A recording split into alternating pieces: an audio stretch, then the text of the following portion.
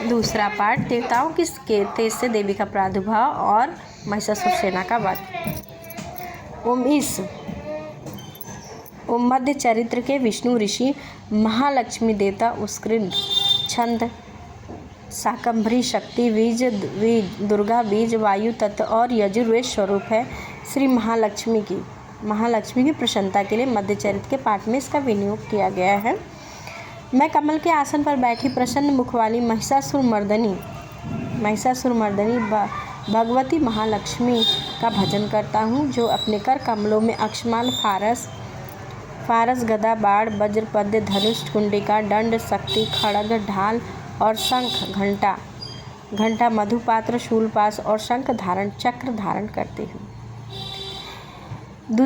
दूसरे पाठ में, दूसरे अध्याय में महालक्ष्मी का वर्णन किया गया है कि उन्होंने वही भगवती महालक्ष्मी इन्होंने महिषासुर का वध किया था। आइए जानते हैं उनके बारे में। ऋषि कहते पूर्व काल में देवता और असुरों में पूरे 100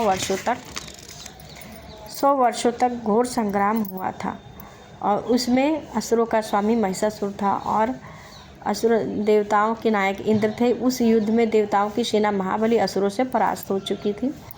संपूर्ण देवताओं को जीतकर महिषासुर इंद्र बन बैठा था।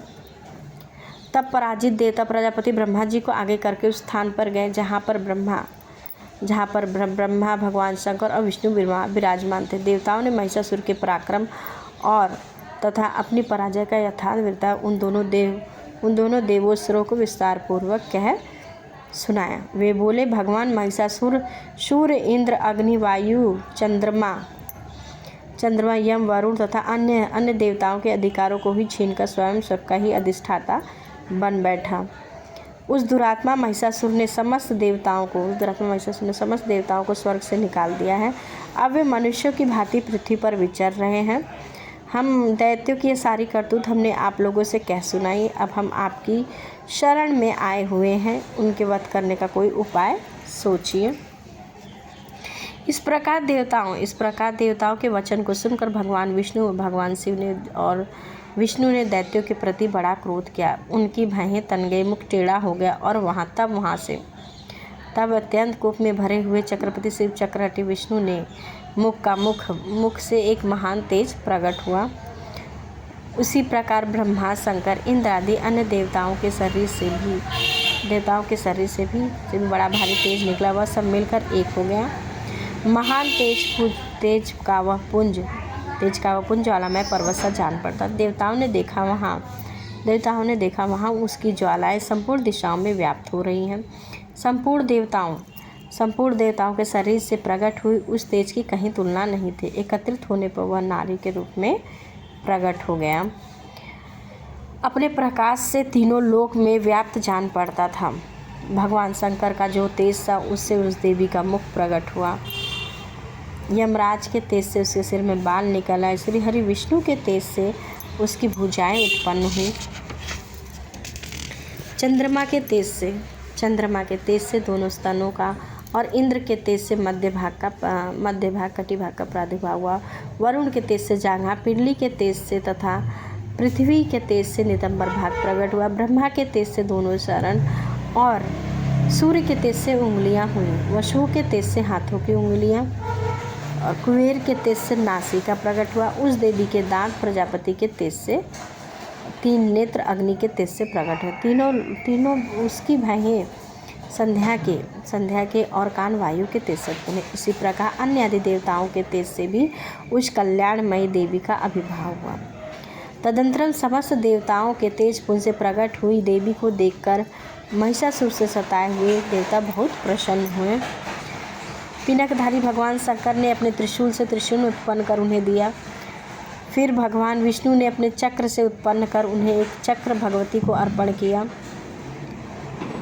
वरुण ने शंख भेंट किया। अग्नि ने उन्हें शक्ति दी। वायु ने धनुष और बाण से भरे हुए 2 तरस्कर प्रदान किए। सहस्त्र नेत्रों वाले देवराज इंद्र अपने वज्र से उत्पन्न कर वज्र प्रदान किया। यमराज ने कालदंड से दंड, वरुण ने 5 प्रदा, पक्षी ने स्फटिकाक्ष की माला तथा ब्रह्मा जी ने कमंडलू भेंट किया। सूर्य ने देवी के समस्त रोमकूपों में अपनी किरणों का तेज भर दिया। काल ने उन्हें चमकती हुई ढाल और तलवार दी। क्षीर समुद्र जो उज्ज्वल हाथ तथा कभी न जीर्ण होने वाले 2 दिव्य वस्त्र भेंट के साथ ही उन्होंने दिव्य चूड़ामणि 2 कुंडल, कड़े, उज्ज्वल अर्धचंद्र, सब बाहियों के लिए केयूर और दोनों चरणों के लिए निर्मल नुपुर, गले की सुंदर हसली तथा सब उंगलियों में पहनने के लिए रत्नों की अंगूठियाँ दी। विश्वकर्मा ने उन्हें सुंदर निर्मल फारस भेंट किया। साथ ही अनेक प्रकार के अस्त्र देकर देवी के कवच का दिए और इनके सिवा मस्तक और वक्षस्थल पर धारण करने वाले कभी न कुमलाने वाले कमलों की मालाएं भी दी। जलधि ने उन्हें सुंदर कमल का फूल भेंट किया। हिमालय ने सवारी के लिए सिंह तथा भांति भांति के रत्न समर्पित किए। ध्यान अधीक्षक कुबेर ने मधु से भरा पान पात्र दिया। संपूर्ण नागों के राजा शेषनाग जो इस पृथ्वी को धारण करते हैं, उन्होंने बहुमूल्य मणियों से विभूषित नागहार भेंट किया। इसी प्रकार अन्य आदि देवताओं ने भी आभूषणों और शस्त्रों के देवी का सम्मान किया। तत्पश्चात उन्होंने बारंबार ठासपूर्वक उच्च स्वर से गर्जना की और उनके भयंकर नाद से संपूर्ण आकाश गूंज रहा था। पृथ्वी और देवी का वह अत्यंत उच्च स्वर से किया हुआ सिंहनाद कहीं समा न सका। आकाश उसके सामने लघु प्रतीत होने उससे बड़े ही जोर की प्रतिध्वनि हुई, जिससे संपूर्ण विश्व में हलचल मच गया और समुद्र काँप उठे, पृथ्वी डोलने लगी, समस्त पर्वत हिल गए। उस समय देवताओं ने अत्यंत प्रसन्नता के साथ